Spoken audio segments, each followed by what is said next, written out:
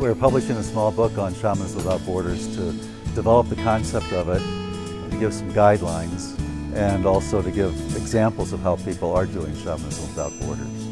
The whole idea of Shamanism Without Borders is that it takes the shamanic practice out of the context of just doing it for self, taking it into a context of doing it as a service for the planet, as a service for others. With so much environmental change, so much war, so much violence going on in the planet, people really want to find ways of how do we gather as community and be helpful to different catastrophes, different problems that are going on.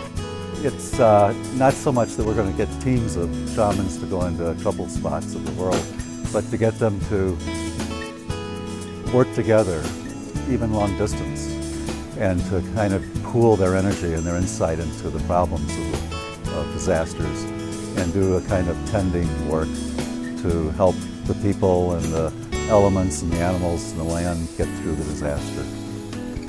How do we work with being a presence in the world, radiating love and light, being a vessel of love and light that could just be a spiritual support to different places that are happening on the planet? Because when something happens, people in shamanism, like they do in all professions, start to say, what can I do to help?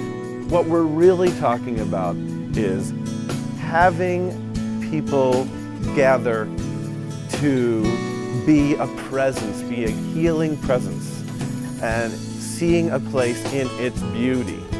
Shamanism Without Borders has been a project to help people with guidelines. What are the ethics of working long distance? How can we work long distance without imposing ourselves where we're not asked? What is the spiritual work that we can do that is in harmony with the changes that are happening right now on Earth?